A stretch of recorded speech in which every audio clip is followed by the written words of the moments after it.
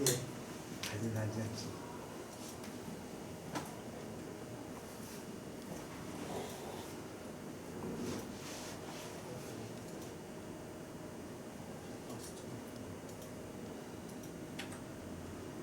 김기영 씨.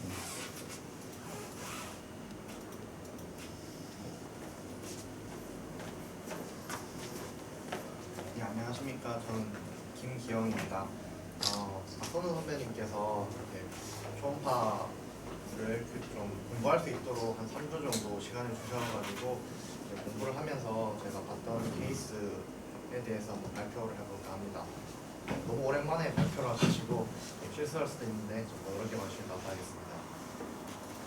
네, 일단 첫 번째 환자입니다. 정땡종님, 남자 80세로 24년 9월 23일 날 7일간의 레프트 플랭크 페인을 주서 내원을 하셨습니다. 그래서 저희가 이제 복부 초음파 시행하였고 일단 초음파부터 보시겠습니다.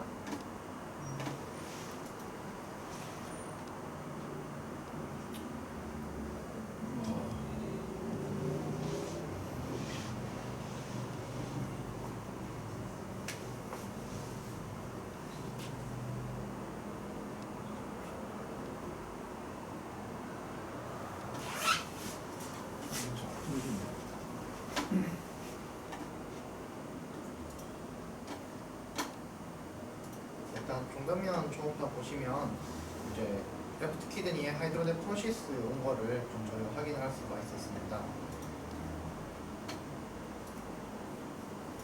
다음 영상 보시겠습니다.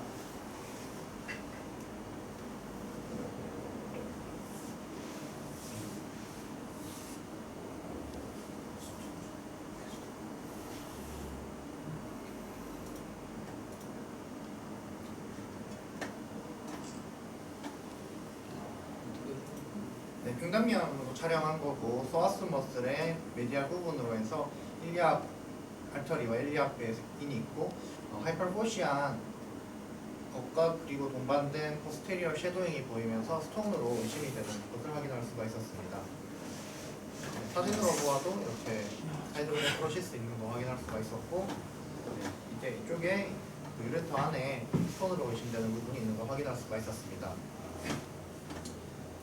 중단면으로 보았을 때도 이렇게 하이퍼포시하고 포스테리어 섀도잉이 있는 걸 확인할 수가 있었고 도플러 활용했을 때 이제 계속해서 트윙클링 사인이 보이는 것도 확인을 할 수가 있었습니다. 이 환자 같은 경우에는 이제 복부 초음파 하면서 GB에도 스톤이 있는 것을 확인을 할 수가 있었습니다. 그래서 프로그램 리스트로는 이제 레프트 키드니 하이드로네프로시스와 그리고 이제 레프트 로월 유레터에 이제 1cm 정도의 스톤이 있는 것을 확인을 할 수가 있었습니다. 그리고 또 GB에도 0.9cm 정도의 스톤이 있는 것을 확인을 했습니다. 그래서 이제 저희가 유로를 리코멘드를 했는데 유로 쪽에서 ESWL 할 거라고 연락이 왔었습니다. 네, 두 번째 환자 보시겠습니다. 강땡수님, 남자 53세이고 24년 9월 23일 날 7일간의 라이트 플랭크 페인으로 내원을 하셨습니다. 환자분 같은 경우엔 DM이랑 패티리버 원래 가지고 있으셨던 분으로 복부 초음파 시행하였습니다. 초음파 보시겠습니다.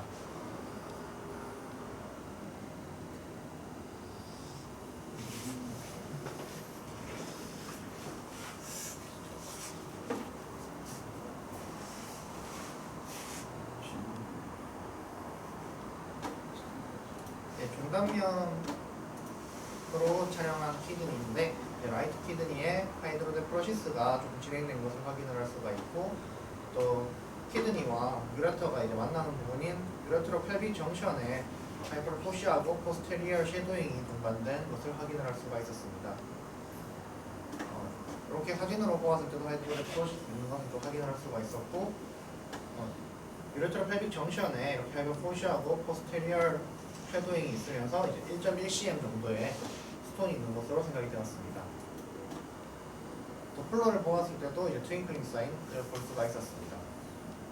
그래서 프로그램 리스트로는 1.15cm 정도의 스톤이 이제 라이트 UPJ에 있었고 또 라이트 키드니에 하이드로네프로시스도 동반이 된 것을 확인을 할 수가 있었습니다. 그래서 저희가 이제 유로 레코멘드를 하였습니다. 그래서 유레터 스톤에 대해서 디지즈 리뷰 한번 해보겠습니다. 유레터 스톤은 유레터 칼콜리라고도 불리면서 유레터 안에 이제 돌이 있으면 그것을 그렇게 부를 수가 있는데 이제 보통은 유레터 펠빅 정션부터 베지코 유레터릭 정션까지 그 사이에 어디에든 유레터에 스톤이 있으면 이제 유레터 스톤으로 이야기를 할 수가 있었습니다. 환자들은 보통 플랭크 페인, 헤마토유리아, 그리고 노지아, 보미팅을 주소로 내원을 하게 되고 돌이 있는 위치에 따라서 이제 통증의 양상이라던가 아니면 통증의 위치가 조금씩 변해서 찾아보았습니다. UPJ에 있는 경우에는 딥플랭크 페인을 동반을 하면서 방사통은 그로인 쪽으로는 나타나지 않는 것으로 확인을 할 수가 있었고 오픈 유레트럴 스톤 같은 경우에는 이제 플랭크 페인이 있으면서 룸바 쪽으로 이제 방사통이 나타나는 것을 확인을 할 수가 있었습니다. 미드 유레트럴 스톤 같은 경우에는 이제 페인이 있으면서 앞쪽이나 뒤쪽으로 통증이 나타날 수가 있는데 오른쪽 같은 경우에는 어펜다이티스 그리고 왼쪽 같은 경우에는 다이버티큘라이티스와 조금 비슷한 형상으로 나타날 수가 있다고 되어 있었습니다. 또 디스탈 유레트럴 스톤 같은 경우에는 페인이 있으면서 그로인 쪽으로도 이제 페인이 나타날 수가 있고 베지코 유레트럴 정션에 있는 경우에는 페인이 있으면서 이리테이티브 보이딩 심통과 같은 이제 다이스유리아나 아니면 유린 프리퀀시가 함께 나타날 수가 있다고 되어 있었습니다.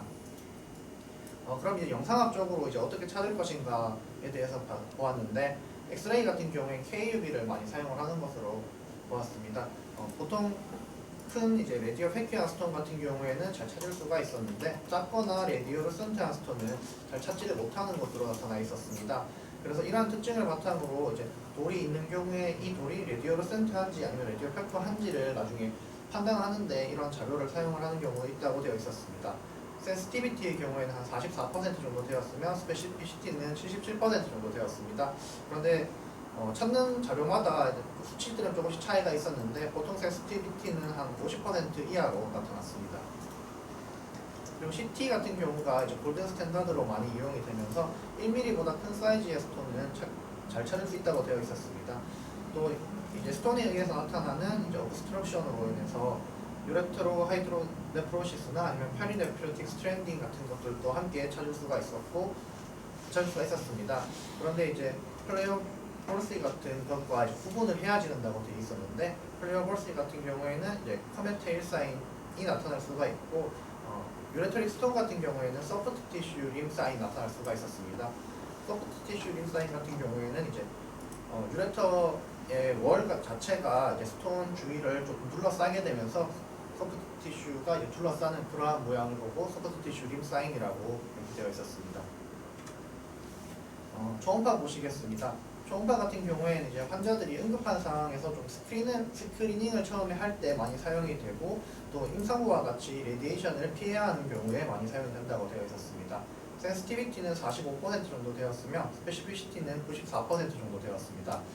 그리고 하이드로네프로시스나 파이오네프로시스 같은 이제 컴플리케이션도 함께 좀 진단이 되는 경우가 많았고 또 이후에 치료를 할 때 도움이 되는 퍼테니어스 네프로스토미에 튜브를 넣을 때 도움이 된다고 되어 있었습니다.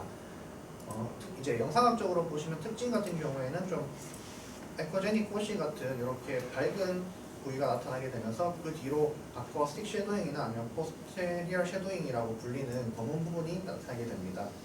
또 이제 도플러를 보면은 레드 컬러랑 블루 컬러가 계속해서 바뀌게 되는 트윙클링 아펙트가 보이게 되고 그것이 쭉 길어져서 보이게 되는 커메테일 아티팩트도 함께 볼 수가 있는 경우가 많다고 되어 있었습니다. 네, 감사합니다.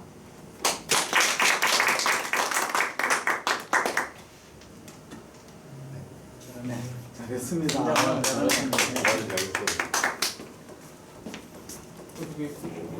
마지막 케이스는 이재준 원장의 케이스인데 하지 마. 내일